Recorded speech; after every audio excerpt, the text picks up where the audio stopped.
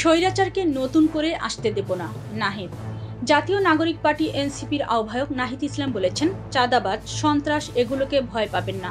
প্রতিবাদ করতে যখন আমরা শিখেছি, এটা আমাদের জারি রাখতে হবে। এটা যদি জারি না রাখি, তাহলে নতুন করে স্বৈরাচার তৈরি হবে। আমরা স্বৈরাচারকে হটিয়েছি, নতুন করে স্বৈরাচার আসতে দেব না। ৪ জুলাই শুক্রবার জুলাই পদযাত্রার পথসভায় রাত ১২টার দিকে দিনাজপুরের ঘোড়াঘাটে পৌরসভার আজাদ মোড়ে এক পথসভায় একথা বলেন তিনি। মানুষের সমস্যার সমাধান করাই এনসিপির রাজনীতি উল্লেখ করে নাহিদ ইসলাম বলেন, জনগণের পাশে দাঁড়ানোই আমাদের মূল কাজ। আমরা মনে করি জনগণই আমাদের বৈধতা। যে স্বপ্ন নিয়ে আপনার ছেলেমেয়েরা রাস্তায় নেমে এসেছিল, আন্দোলন করেছিল, স্বৈরাচার হটিয়েছিল, সেই স্বপ্ন অবশ্যই আমাদের বাস্তবায়ন করতে হবে।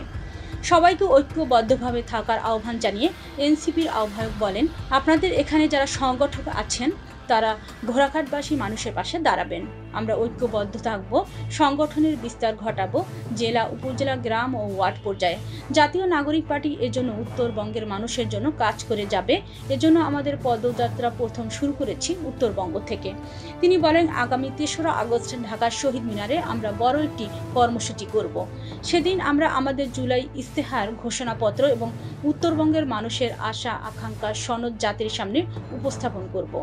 আমরা যেরকম গণ অভ্যুত্থানে বিজয় লাভ করেছি, আগামী দিনগুলোতে আগামী সংসদে জাতীয় নাগরিক পার্টি বিজয় লাভ করবে।